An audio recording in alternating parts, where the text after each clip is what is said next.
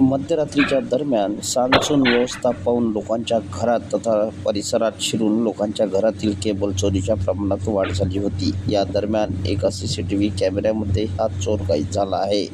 तर नांदगावपेठ पोलिसांनी एका चोरट्याला पकडले यावेळी नांदगावपेठ परिसरात मोठ्या प्रमाणात केबल चोरट्यांनी धुमाकूळ घातला असून मोठ्या प्रमाणात शेतकऱ्यांच्या शेतातील केबल चोरी केली होती. या प्रकरणी नांदगावपेठ येथील नागरिकांनी नांदगावपेठ पोलीस स्टेशनचे ठाणेदार दिनेश दहातोंडे यांना एक लेखी निवेदन दिले होते. या संदर्भात पोलीस विभागाच्या वतीनं तात्काळ ॲक्शन घेत आरोपींची शोध मोहीम सुरू करण्यात आली होती.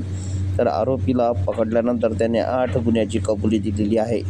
नांदगावपेठ परिसरात मोठ्या प्रमाणात सुरू असलेल्या या चोरीच्या सत्राला आता पूर्णविराम मिळाला असून सध्या तरी शेतकऱ्यांनी सुटकेचा निश्वास सोडलेला आहे.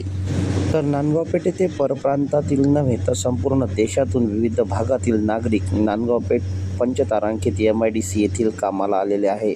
त्यामध्ये अनेक जण ही गुन्हेगारी वृत्तीचे असण्याची शक्यता नाकारता येत नाही. त्यामुळे नांदगावपेठ नगरीत गुन्हेगारीचं प्रमाण, चोऱ्यांचं प्रमाण वाढण्याची शक्यता नाकारता येत नाही. वाढत्या चोरीला आळा घालण्यासाठी व गुन्हेगारीला आळा घालण्यासाठी नागरिकांनी सतर्क राहणे अत्यंत गरजेचे आहे. स्थानिक नागरिकांनी याबाबत सतर्क राहून वेळोवेळी शासनाच्या प्रशासनाच्या लक्षात आणून देणे महत्त्वाचे आहे. News 24 Maharashtra bureau, Nandgaon Peth.